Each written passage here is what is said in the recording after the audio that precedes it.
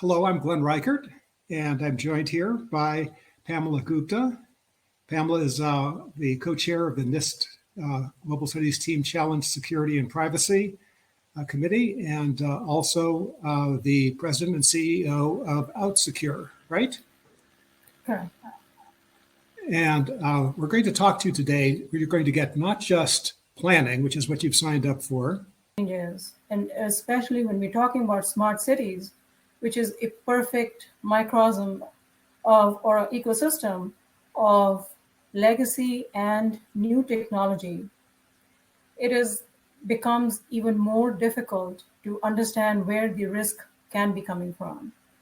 So without a strategy, we would not be able to really do a good job in anticipating risk, which is really important. And I'll talk a little bit about that.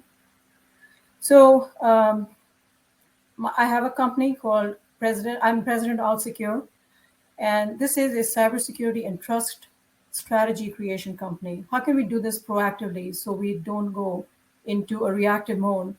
As many of you who may be in the security field know that that's a typical word for an ISO, for a CISO or an ISO. So how do we navigate in these waters, which are changing on a consistent basis? Is a challenge for trust, is a challenge for technology, and we can do this. So really quickly, in terms of my background in corporate world, 25 years of creating strategic security roadmaps and creating programs that will help the business, whatever organization that may be, remain profitable and create a not a one-size-fits-for-all approach, but a really customized approach and in a dynamic fashion.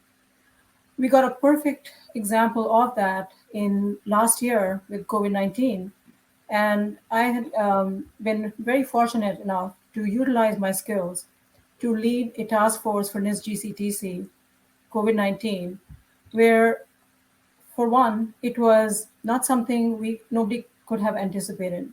This was a black swan event with creating the largest work from home environment that nobody was really prepared for.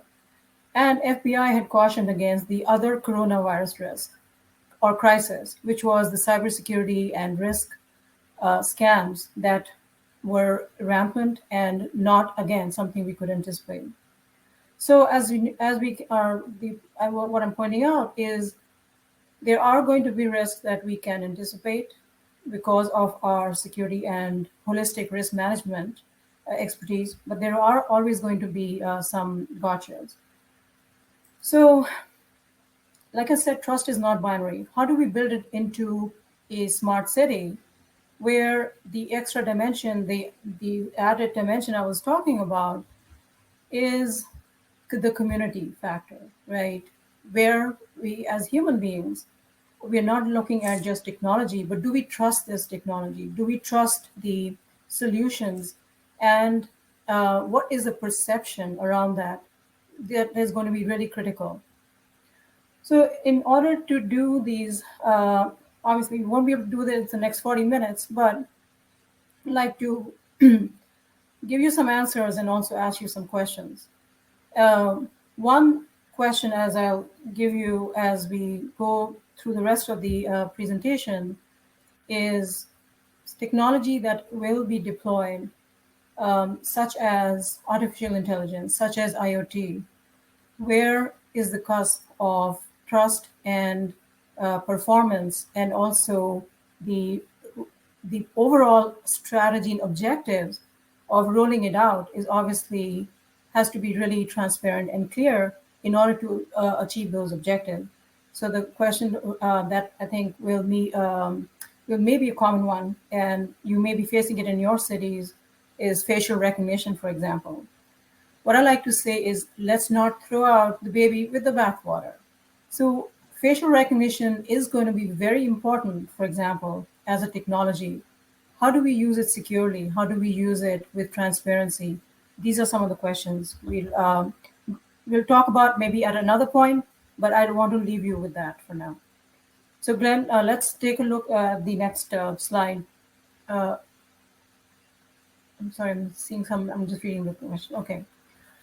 So what do we have at our disposal that we can go in with a scalable and something that is resilient and shows that we as leaders are putting in place for transparency, for risk? NIST Risk Management Framework, and I'll be referring to this as NIST RMF, is a highly repeatable and systematic process. And if you're familiar with this framework, you can see there's an extra middle block there on prepare. Preparation or preparing is referring to preparing the organization for a risk management framework. As I mentioned earlier, there is no one size fits all when it comes to risk. What you do, how you do it, who are you interacting with, who are your business partners, what is the technology you're deploying, what are the new algorithms, what are the systems, cloud, privacy concerns. This is not a one size fits all. Your organization, everybody's organization is going to be different. And leveraging some of the processes we have created, for example, for even the COVID-19 task force, right? We want to be talking about things that exist as best practices, actionable best practices, and also how can you make it efficient? And the challenge for everyone is we want security, we want risk management. Now, how do you make it affordable? And I believe the answer for that is through actionable guidance that industry practitioners can provide. Risk management framework from NIST is globally known and understood, and we'd like to just go a little bit more into that. Preparation, as I mentioned, is for the organization to see that this is not something you can download from and use it. So it has to be customized for your risk. Categorization and asset inventory, as any security professional will tell you, is really that process starts with knowing what you have, and what is by what you have, I mean, what systems do you have? What is the integration? And by that, I mean not just technology, but also processes, business processes. Do you have 10 business processes, 10 business units that have, what are they using? How are they using it? So a complete system and a business inventory, organizational chart and business inventory. Starting with that and taking a look at what are the information systems, what are the security controls that are required, because everyone will not need Fort Knox security, as we know. Sometimes you may need something that is more agile, but again, that will depend. So that leads us to the implementation of those controls and assessment of what you do require. Authorization of system operations and monitoring on an ongoing basis, because it's not a fire and forget. We want this to be risk management, as in any other part of the organization, is not a one-time process. So it's how do you do this on a continuous basis? I'll just quickly go into a next slide and talk about what are the features that will really play a big part in a smart city rollout. So I did mention, I kind of just talked these over, so we can go to the next slide. This is what I wanted to just explain on the first one, the previous one, as to what the NIST RMF is. Now, this is an eye chart, because that's what I've heard, that any good presentation should have an eye chart. So this is my version of that. But if we go to the next slide, I'll just talk about at a high level. Oh, sorry. Okay, I think we may have a little one slide missing, but let me just talk to what are these elements that make up, according to CISA. They published an excellent guide and on how to build trust. And this is, again, leveraging existing work, but using our expertise on how to make it actionable. So let's take a look. Trust in smart cities. There are 11 things here, 11 different areas that some exist in some shape or form in any organization. And the question is, how do they come together and how do you leverage that? Reliability, safety, resiliency, privacy, maintainability, compliance, well-being, fairness, integration, measuring, utility, and impact. That is overwhelming for anyone, for any particular. So obviously a siloed approach would not work for something such as a smart city trust. So Glenn, at this point, I'm going to turn it over to you and just kind of leave this in the background and come back to it in my when I resume my part of the presentation. So Okay. I like to leave with the, these are the elements. How do we achieve them? We'll come back to that. Got it.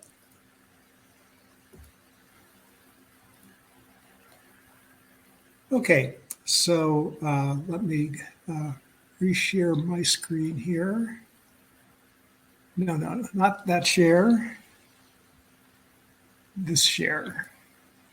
There's two shares on the screen. Okay, this is the one. Okay, so I would like to talk about the fact that cybersecurity can be an overwhelming topic. And it's really important to focus on the things that you need to focus on. So US Ignite has worked with a number of cities on more than 200 projects now. And we have a lot of experience in how do we think about the right things to think about in cybersecurity and in lots of other issues. So in order to enable smart cities with trust built in, we first recommend that you become familiar with two documents. One is the risk management approach to smart city cybersecurity that you've just heard discussed. And the other one is the one that we have devised called Fostering Civic Trust. This Fostering Civic Trust document is a guide for municipal leaders. And now municipal leaders can go to this not as the we know it all guide, but as the here's where you can find what you need to know for the actionable things that you need. So you can go to Fostering Civic Trust, you open it up to the contents, and in the contents, you can look at the kind of system or the kind of smart city that you're working with, or the kind of privacy that you're working with, the kind of cybersecurity that you need, and find a section which doesn't require you to read the rest of the document in order to be able to pull those things in. So I'll talk a little bit more about that, but the Fostering Civic Trust document is not the guide itself. It's your guide to other information on cybersecurity, including this risk management approach developed by NIST. We've discovered that you need to have solid trust from your community and from your staff in order to do smart city activities and have them be successful. We need number two here to make sure that you are creating and maintaining organizational awareness of cybersecurity in your smart city efforts. And that means everybody. It means the leadership has to be speaking about it. If the leadership doesn't speak about cybersecurity, then it's not going to be important to the rest of the staff. You need somebody who's going to be responsible for that. Now, they don't have to have the title CISO, Information Security Officer, but you need somebody with that responsibility. So it's not everyone's responsibility in the sense that no one is thinking about it at any given time. But you do need to go and make sure that you bring in your employees, and you bring in your legal department, and you bring in the citizens themselves, because having trust from your citizen community is one of the key issues. In order to maintain that ability to have trust, you're going to need to have regular two-way communications with all of the stakeholders. It takes a lot of time. It detracts from actually doing the project. No, it actually adds to doing the project, because the regular two-way communication is going to make your project go much more smoothly, and you'll have fewer problems that have to be taken out later. So the document that I talked about second, the Fostering Civic Trust, has 5 petals of trust. And I'm going to first show you the cover of Fostering Civic Trust. It's a 97-page document. It's available for free on the US Ignite website. I think you go under Tools and Documents, and you'll find Fostering Civic Trust, a policy guide for municipal leaders. And that's who it's written for. It's written for municipal leaders. And again, it will not have all the information you need in it, but it will help you decide for any actionable item what things you will need to look at and give you the resources that you need to look at those specific items. So the 5 petals of trust: equity, data governance, cybersecurity, privacy, and community engagement. I'm going to start with equity because we think it's very important to establish that any smart city project is being undertaken with an attitude of helping to achieve equity and improve equity. That means that you can have everybody on your side as opposed to having some factions feeling like, well, we might be left out or we may not be getting the same thing somebody else is getting. So showing that this is intended to help the entire community is really important in these efforts. Second is data governance. Data is very important. There's a lot of issues with data governance. What are you collecting? Where are you collecting it? What's it being used for? People who are suspicious about any kind of government-oriented data collection. So you'll need to, first of all, have a set of data governance discussions. That means that you're collecting the least information that you need in order to do the job, that it's defensible, that you're getting it in such a way that it won't disappear from ransomware, that it's usable by multiple systems. Whole set of issues on data governance, and there's a chapter on this in the Fostering Civic Trust document. Cybersecurity, which is this whole conference. Cybersecurity, as you know, has many elements. They're being spoken about all through this conference. They're all very important. Privacy, because the citizens want to make sure that these new systems are maintaining their privacy, or if not, it's violating it in ways that actually help them enough that they're willing to give you that, giving up some of the privacy in order to make that work. And you have to do these things with community engagement. You can't just do them behind the scenes and say, well, if anyone asks, we'll explain to them what's going on with community engagement, with these privacy, security, data governance. You need to proactively get out and engage the community so that they have understood that you've worried about all of these things even before you go and roll out the project.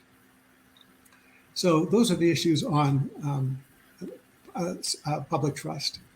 And I wanted to turn it back over to Pamela Gupta to talk a little bit about some of her points to wrap up. I realize this may not be exactly the right slide, Pamela. Let me take a quick look.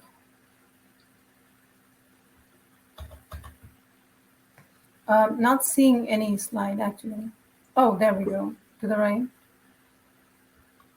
Yeah, so I think you should just go ahead and give your wrap-up points. Okay, so yes, proactive is going to be really the approach and outcome that we want is trust. So how do we go there? And how do we leverage what we have and simplify what we have so that it can actually be easy to implement, because nobody has an unlimited budget for doing these things. So what I like to say is, in terms of the approach, I'm not seeing any slide. Let me just go to my slide then. Okay, Glenn, because I was preparing, I was kind of. If you can share your slide, go right ahead. Sure, no problem. I'll just look at the local one. In essence, right, we're talking about technology that will fail. Security lapses, even if you have the right intentions, right? What we saw in the Apple recent security update, that everybody had to do an iOS upgrade because there was a military-grade spyware that had made its way into the civilian world, for example, that because everybody's using common devices. So proactive is going to be helpful, but if we don't have a framework, we're going to have nothing, right? If you have something to fall back on, that's what proactive approach for risk management is really going to be helpful. But in addition to that, as risks keep changing and technology keeps changing, what I call a holistic approach, in the absence of having that, in terms of by holistic, for example, I'm talking about artificial intelligence, for instance, we can take a look at what data we are collecting. We may have all the right intentions, but we don't have control over every other vendor in the space, for example. So, in other words, without that risk management approach of where your risks are, what are those risks, and how to even take the efficient guidance that exists out there, how you can use that to get the results. That is where risk management, the proactive approach, and keeping a pulse on the emerging risk is going to be a really, really critical part for any organization today. And like we said, we don't want to reinvent the wheel. So how do we achieve this? What are we finding? Are we going to be doing ambulance chasing, for example? There was and I'm going to happy to share this if you want. If you there for just for IoT, for example, where all are we seeing these devices? It's not just your Fitbits. It's not just your refrigerators. Samsung had done a release on, not to pick on Samsung, but on it was a smart TV where they came out with a caution that don't speak anything confidential in front of, discuss anything confidential in front of the TV because it's in a listen always mode. We're seeing that with other devices now, such as all the voice activated systems. So even if we have a very proactive approach, if we have the right technology, we still have to make sure that we keep the guidance very, very actionable for the folks who are manufacturers, for the people who are actually manufacturing and also implementing this. And that's where, the complexity that Glenn was talking about comes in. And it's at the management level. That's where proactive, and they can set the tone for the whole company. But in terms of the front lines, that has to seep through to everyone. I'll just give you one example, which may give you an idea of why IoT and security and smart cities and how that plays in. I will give you one example of facial recognition. We can implement this with the right controls built in. Another example I'd like to just finish with is hospitals. There was a major security breach that was found in hospitals and supermarket refrigeration systems. This was 3 years ago, but it hasn't been fixed in a lot of the systems. These are major IoT systems, and which are there at an organization, at a very important organization in this case, because it is a hospital, for example, in this case. What was shown as by Israeli hackers in this case, and I'll just read out if you are to be really, really specific, that they have a lab and they uncovered a major security breach in temperature control systems manufactured by a particular manufacturer. I won't go into that. But what I want to draw attention to is where all these are used. And it's not just as I mentioned, it's not just the supermarket, which may not have, maybe all the collecting is your credit cards. But hospitals, that's an example of where it could be really, really critical for how, if something is brought down, is attacked and breached and is out of service, it can have a major impact. And then going back to that facial recognition, if the supermarkets are, let's say, are deploying facial recognition, or the city is, without giving credence to privacy and security controls, which may be there at the device level or at the implementation level, then it can be something that can be a bigger problem. And that's where we really come back to that whole RMF, risk management framework. We do this eyes open, we go in, we can establish trust. Thank you. Okay, well, let me wrap up with just a few points of lessons learned, and we'll see if we have any time for the Q&A. I know we have a keynote at the bottom of the hour. So what we've learned at US Ignite, learning from hindsight, these are the 6 most common things that we hear. Number 1, we wish we had worked more closely with our community. Number 2, we wish we had established clear responsibilities from the beginning. Number 3, we wish we had talked to legal, especially at the beginning. We wish we had formal risk management, not just informal thinking about it, but actually a formal risk management policy. Number 5, we wish we had practiced recovery before we actually had to do it. And number 6, we wish we had cybersecurity insurance to be able to help us recover, and the insurance can often bring in other resources. So anyway, that's the learning from hindsight. And I think we have just maybe a couple of minutes where we can go and talk about anything that the folks here would like to talk about. Ask us some questions. You have our emails here. We'll take maybe 2 or 3 minutes and make sure you get returned to the main session in time. Pamela, what do you think is an appropriate percentage of a project budget to allocate to cybersecurity? So, Glenn, I'm a consultant, and that's, context-based, right, is my answer.